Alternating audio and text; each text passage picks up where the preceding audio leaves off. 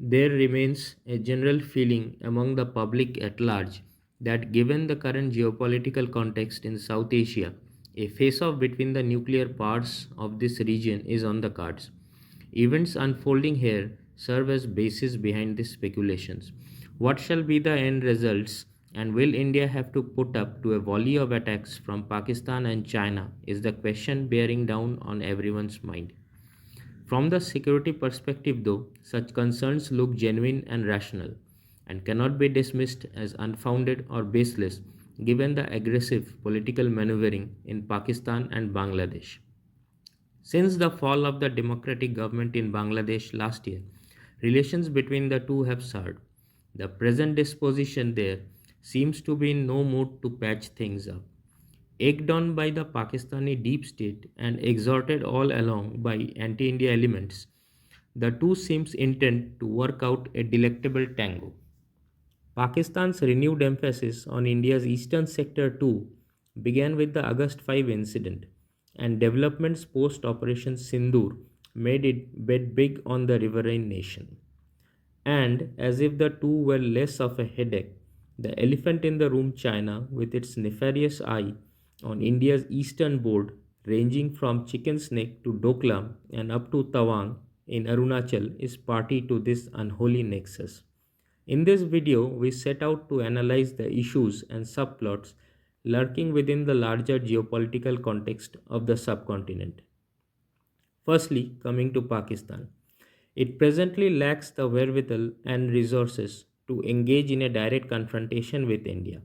Bluster aside, it remains in awe of India's military prowess. Even a section of its top military leadership is privy to it, albeit privately. In an interview post Operation Sindoor last year, a four-star general, Shamshad Mirza, exuded a milder tone instead of the usual saber rattling associated with Pakistani generals.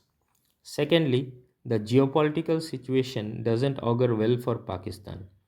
Post Operation Sindoor, US has tightened its leash on it. Any misdemeanor now wouldn't go unpunished. Also, as a counter, it may prompt India to fan separatist movement in Balochistan and POK or go on an overdrive like it did in the 80s in response to Pakistani abatement of Khalistani movement in Punjab. The Afghan refugee problem and the Baloch and TTP internally and the Talibs externally are giving them sleepless nights. Its economy is failing, with loans and inflation eating into its foreign reserves. Saudi Arabia and Iran too are embroiled in regional issues to sign checks for this hapless nation. Moreover, China demanding interest payment for its ongoing power projects is a matter of concern for them. Inability to pay the dues could prompt China to stall those projects, a crisis which could plunge half the country into darkness.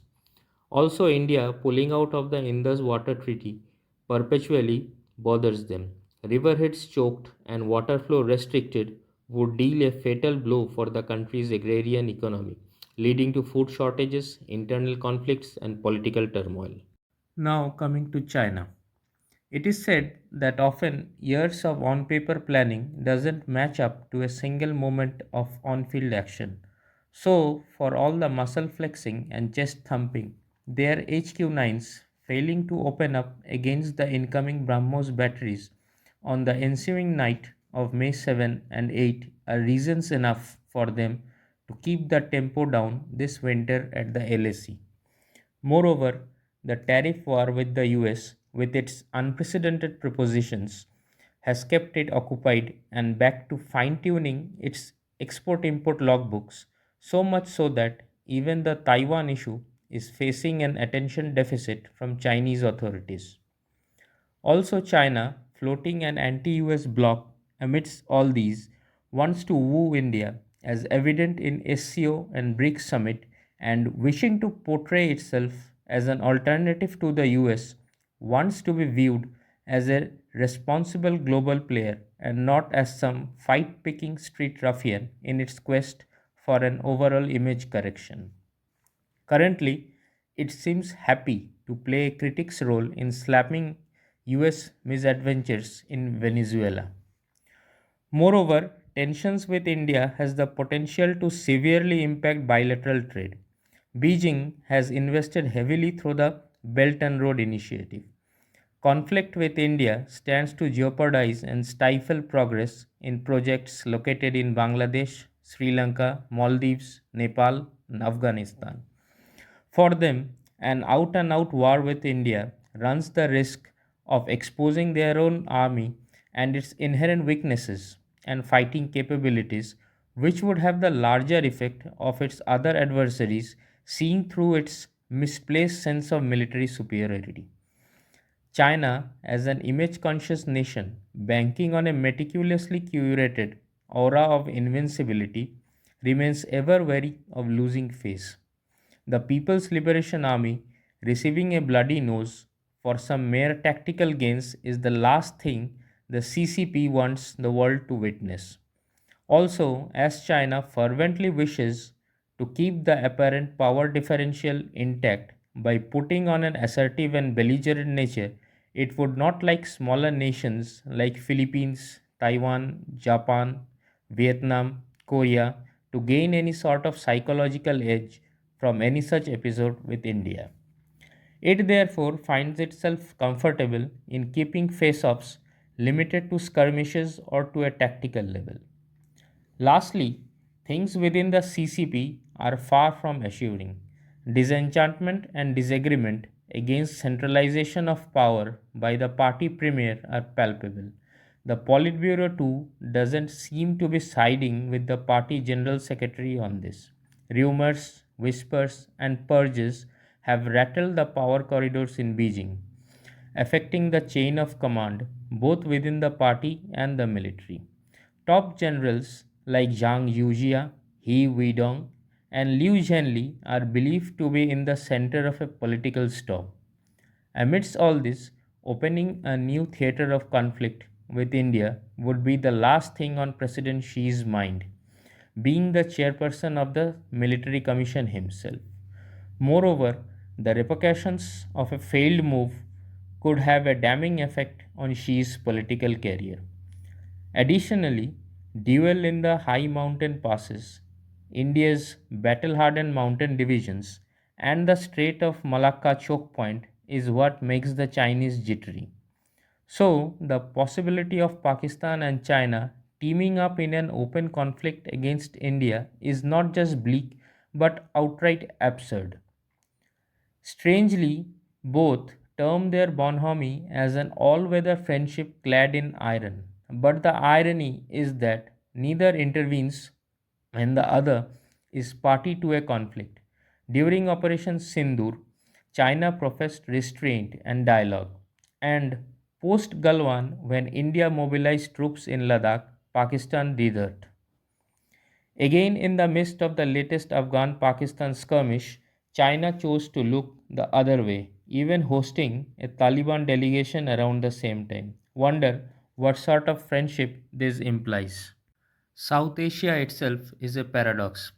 Vetted by the West that the region sits on the brink of nuclear Armageddon, the regional players, China and Pakistan, chooses not conventional war but places their bet on proxy wars, asymmetric and non-kinetic in nature. Speaking of Bangladesh lastly, the smallest yet the most crucial piece now in India's security radar. At the backdrop of this lies two main factors: a staggering 4,000 kilometers of contiguous land border with India, with a fifth of it unfenced and porous, and the internal situation of that country unstable and just as suitable for Pakistan and China to play out their nefarious designs. It is not as if problems with Bangladesh did not exist previously, but the entry of Pakistan has compounded things heavily. It wishes to replicate the Kashmir conundrum on India's eastern border, something which seems more ominous than even a direct confrontation. Previous amicable relationships did encounter blips. The Tista water sharing issue, enclave settlement, and presence of extremist groups has been a perpetual bone of contention. Also, cases of cross border infiltration illegal immigrations, cattle smuggling, gold smuggling, narcotic supply, gun running, supply of fake Indian currency notes, harassment of locals, looting of border villages and Indian enclaves by Bangladeshi thugs, cross border criminal networks, human trafficking, destruction of standing crops by Bangladeshi goons, sometimes allegedly with the aid of BGB, and many more such burning issues. But in the current scenario, all of this seems to be extrapolated many times over and have reached a whole new level with a certain degree of state backing. And as if to make matters worse, the rapid rise of fundamentalism is giving fresh headache to the Indian security establishment. It is not as if fundamentalism did not exist there previously, but what was in check during the Hasina era has attained a virulent form under the current incumbent.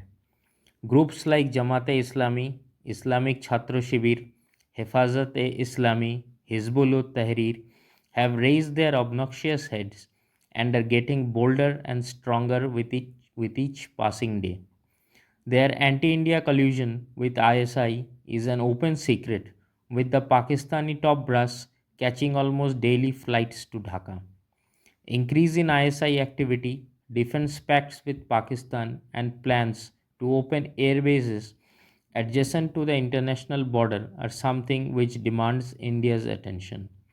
With the ultimate agenda being the total Islamization of Bangladesh, nothing could be more disconcerting for India. Former Minister of Home Affairs in the Sheikh Hasina government, Asaduzzaman Khan Kamal, has alleged that Jamaat has already trained 8,000 students for raising a militia force, with arms being supplied by Pakistan.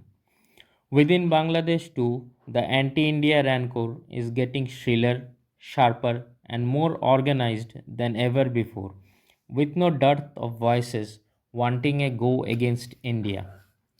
Jail leaders like Lutfaruzzaman Babar, Joshimuddin Rahmani, founder of the Ansarullah Bangla team, and several others who are an anathema for India were released by the interim government, obviously with an agenda in mind. Islamic extremist outfits Harkatul Jihad al Islami, Jamaatul Mujahideen Bangladesh, Islamic Oikko Jot, Jagroto Muslim Janata Bangladesh, with alleged ties to ISIS and Al Qaeda in Indian subcontinent, all seem to have received a fresh lease of life. Political backing, cover, surplus funds, and the license to act with impunity, something that was missing in the Hasina years. Their sleeper cells have been activated in the Indian mainland. A slew of arrests in Assam and West Bengal confirms this. Reports state that the interim government under Dr. Muhammad Yunus, at the behest of the India antagonistic NCP leaders, authorized a shuffle of BGB commanders along border outposts and replaced them with more radically inclined officers ready to toe the anti Hasina line. Thankfully, the presence of some sane elements in their political leadership, bureaucracy, and military, in contrast to their warmongering political newbies, does offer a ray of hope and ensure some sort of stability in an already fractious relationship between the two countries. NSA Doval meeting his counterpart Khalilur Rahman in November last year is a case in point. Post August 5, Bangladesh was utopian for ISI. It wanted to replicate the entire Kashmir model here and have its own version of POK, replete with terror launch pads, training camps with an ideologically charged and financially deprived recruitment pool. The cultural identicalities, porous borders, and disenchanted Northeast rebel groups are an added advantage for them. Terror emanating from Bangladesh would help Pakistan maintain plausible deniability all along, helping it evade global scrutiny and FATF sanctions. It knows that for India then to diplomatically label and prove to the world Pak sponsored terror would require some extra work. With such groups ready and poised, what we are looking at is not some textbook conventional warfare, but a low intensity, lingering battle of attrition having jihadi hallmarks like the one that has bled Kashmir for years. The idea is to achieve some preset political, social, and religious objectives. Stuff like Ghazwa-e-Hind rings a bell. To this end, insurgency and terrorism could witness a spike. Additionally, it would also include cyber and electronic warfare, economic warfare, propaganda and information wars, sabotage, intelligence operation, chemical and biological warfare like the Delhi blasts, psychological operations, and radicalization along border villages. Suicide attacks, drone attacks, ideologically inspired lone wolf attacks may increase. Episodes like the 2014 Khagragar blasts in Bardhaman, West Bengal, involving sleeper cells modules, could rise. These might also include hit and run operations on Indian soil, cross border raids, ambushes using bat like mercenary elements, or waterborne operations similar to 2611, and strikes targeting BSF outposts, army convoys, defense installation along the border, directed to choke and bring down crucial communication centers, ammunition depots, physical infrastructures, or targeting VIP movement, security personnel, or Indian civilian assets like fishing vessels in riverine deltas or high seas. Let me tell here that the Border Action Team, or BAT, were a group of notorious Pak Army irregulars infamous for ambushing Indian Army posts and patrols along the LOC. This could even entice anti India outfits in Myanmar like the Arakan Rohingya Salvation Army, Arakan Rohingya National Organization, or the Rohingya Solidarity Organization to make the most of the ensuing chaos and add to the already volatile situation. A lot, however, depends on the results of the scheduled general elections. Thus, what we are looking at is not any full scale invasion, but the strategy of bleeding India with 1,000 cuts being played out.